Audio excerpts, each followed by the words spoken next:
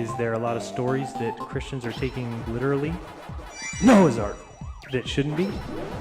Absolutely.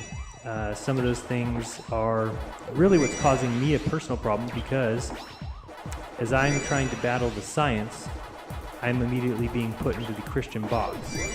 And that's not where I want to be, because I do think that they have their own dogma and beliefs that they have no right in believing, other than they want to say that the Bible is divine. So what I'm trying to show is, with just this simple math, you can figure out right away that the earth couldn't have sustained people for 7,000 years if everyone didn't die.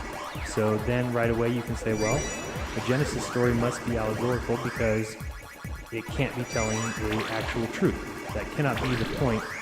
And you really want to worship a God that punished... They say there's been over 100 billion people who have lived. Do you really want to worship a God who is putting 100 billion people through agony and having them born in sin because the first two had an error, that they wouldn't even have known what a lie was? They wouldn't even have known what deceit was. They would have just believed the devil. And do you really believe in talking snakes? But we can get to that some other time. So just finishing up my little math problem here. What I was able to do was figure out that there's a few quadrillion people possible who could fit on the earth, and that was actually, again, way underestimating. I gave each person only 150 square feet, and also included all the surface area of the earth, not just the land, but also the oceans. And again, that's not even counting a need for stores and car dealerships and restaurants, etc. So you'll see that by figuring out how many people could fit on the earth, which is just a few quadrillion, in 10,000 years we would have what appears to be about 30 zeros after that number. So right away that should be proof to you that the intent from the beginning could not have been for humans to live forever. We would have all been stacked on top of each other. We would have all been robots. We wouldn't have known the difference between good and evil, meaning that you would just be a drone, be walking around only doing what you were told to do or programmed to do. So I'm one that would definitely say that free will is much better.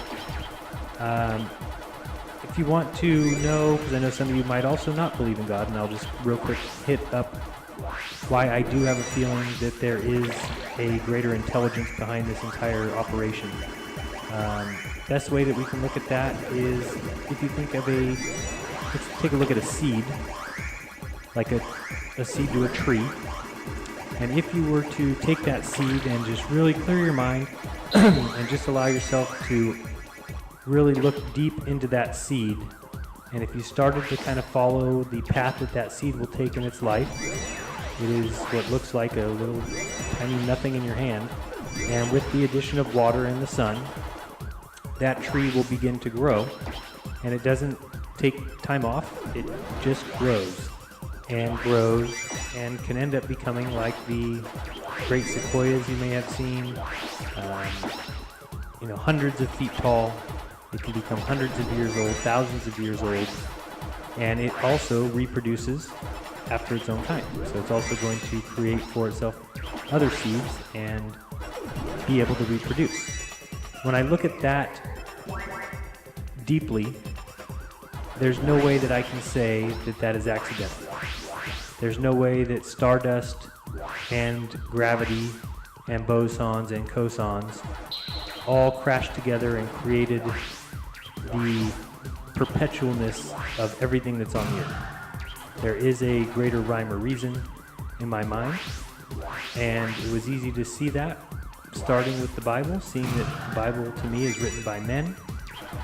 So that tells me that it cannot be divine, and just by the pure fact that I don't believe in a God that does the things that the Bible God says. If I ever were to find out that that were the God, I wouldn't worship that God. I would choose not to. So the God that I do adhere to, or that I do think about, is simply a thought process or an overall construction or lawmaker for everything that operates on the earth. Nature, you could think of it as the earth, you could think of it as the spirit, you could think of it as the sun. That's up to each individual person. But anything good that you read in the Bible, maybe that's what's divine. And you need to take a look at some of the bad things and possibly leave them behind. So start there and realize that you've been taught by your